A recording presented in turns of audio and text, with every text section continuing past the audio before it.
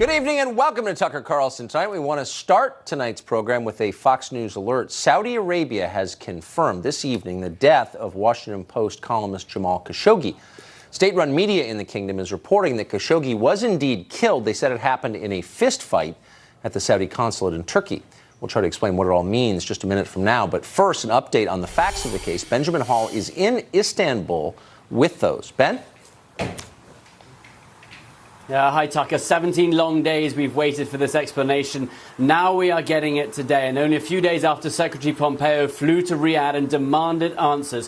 What Saudi state television and the Saudi prosecutors are telling us and what they're releasing publicly is that they have now arrested 18 individuals connected to the murder of Jamal Khashoggi. Now, the majority of those people, they say, were the same ones caught on CCTV in Istanbul, entering the consulate and then leaving shortly afterwards. And what they say happened inside was a fight, effectively. I'll read you some of the statement. It says, a discussion between Khashoggi and the people who met him while at the consulate led to a fight and a clash with hands, resulting in his death. And that line, with hands, is very important. Remember, all the leaks we've heard from Turkey point towards torture, dismemberment, pulling off of fingers. So Saudi Arabia clearly trying to distance itself from the gruesome nature of this story that we've been hearing. Now, among the 18 who have been arrested, 5 high-ranking figures, and this is crucial. Among them, a man called General Asiri. He is the deputy head of Saudi intelligence. He had trained in the US and the UK. He was, in fact, the former spokesman for the Saudi-led war in Yemen,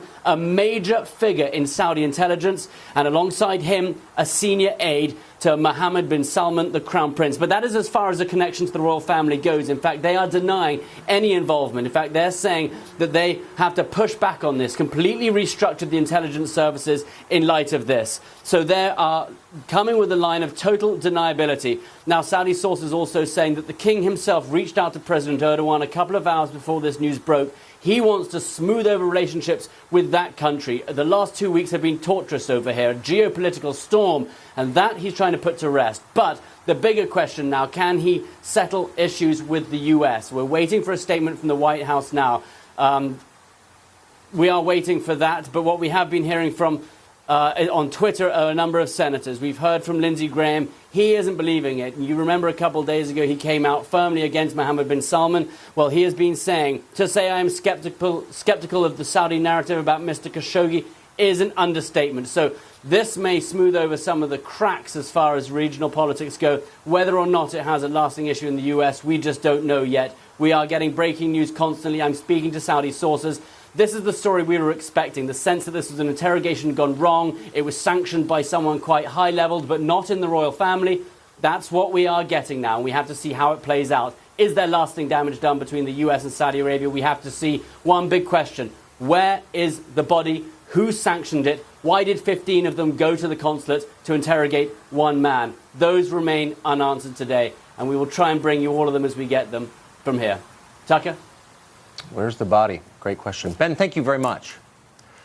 So there you have it. Khashoggi is, in fact, dead, as we have already been told, and the Saudis did it. They admit it now. What should we make of this? Well, the usual head nodders on TV seem stunned by the news. They can hardly believe that a bloodthirsty medieval theocracy would do something like this. Really? The Saudis?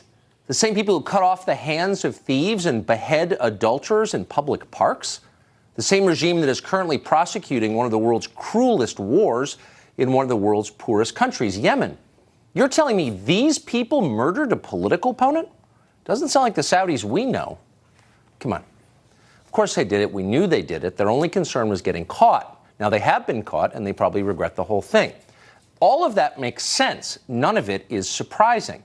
What is confusing is the wave of false posturing on display from our own mindless ruling class. Khashoggi's death, they're telling us, is now somehow the most important story in the world. Far more important than the many political murders China commits each year, far more than Saudi Arabia, or the countless children the Saudis have bombed and starved to death in Yemen. More than that, they're telling us it's a moral litmus test, the latest in a long series of moral litmus tests that are delivered to us by Fiat on cable news.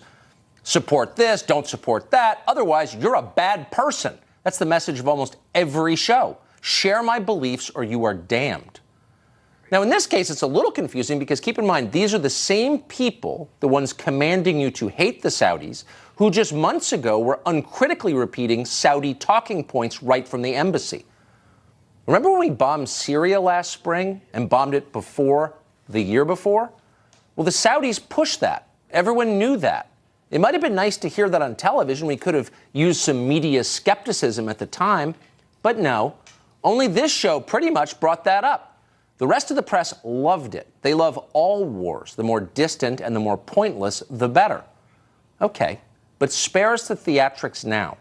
This is a stunt. It's an international incident hyped and manufactured for domestic political goals. Here are the goals. Watch this.